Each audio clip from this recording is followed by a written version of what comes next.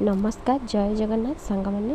आज आपण गोटे बढ़िया दही बैगन भल रेसिपीटे नहीं आसी चलते देखा केमती या आपण मैंने तो देखिए जापे केते बढ़िया भाव में या दही बैगन प्रथम किसी फ्रेश बैगन नहीं जाइली ताको 3-4 फटा कर भल भाव में से हलदी लुण को मैरिनेट हाँपाई कि समय रखी तापर मुझे मस्टार्ड ऑयल साहाय्य भल भाव में सब बैगन गुड़ाक एमती भाजी नहीं बैगन गुड़ाक एमती सब भल भाव में भाजी होगापर आम छुंक प्रस्तुत करने मुझे रिफाइन तेलर व्यवहार करी से एठारे अन्य एक पात्र रे दही सब पकई देकी पाखापाखि 1 केजी दही मुझे जेहेतु बहुत बैगन नहीं से 1 केजी दही मुझे आपण हिसाब से दही व्यवहार करें और बैगन व्यवहार करें दही गुड़ाक जेहेतु बहलिया थिला सेतिपई मुझे किसी अल्प पानी ऐड कर देती से किसी लुण पकई हलदी आउ किसी बेसिक मसला पकेबार आवश्यक नहीं। एबे देखंतु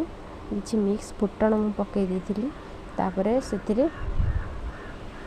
लंका और भूसुंग पत्र को पकई देती भल भाव में भाजी सारा पर आम से दही रे एबे बैगन जो भाजिकी रखी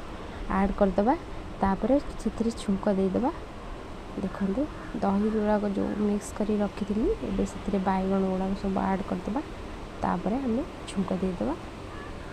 देखो बनैबा बहुत इजी आपण घरे निहाती भाव में ट्राए करंतु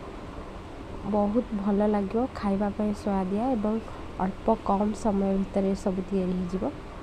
जदि भी किसी कहीं गेस्ट आसवाई थी एमती भाव में निहाती भाव में प्रस्तुत करूँ निहाती भाव में भल लगे देखते छुंक देदेला किस समय एमती रखीदे कड़े छुंक देले दही गुड़ाक नष्ट हो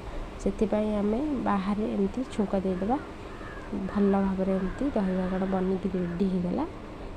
किसी समय भी लगभग बस 10-15 मिनिट में सब रेडी हो अल्प बैगन अल्प समय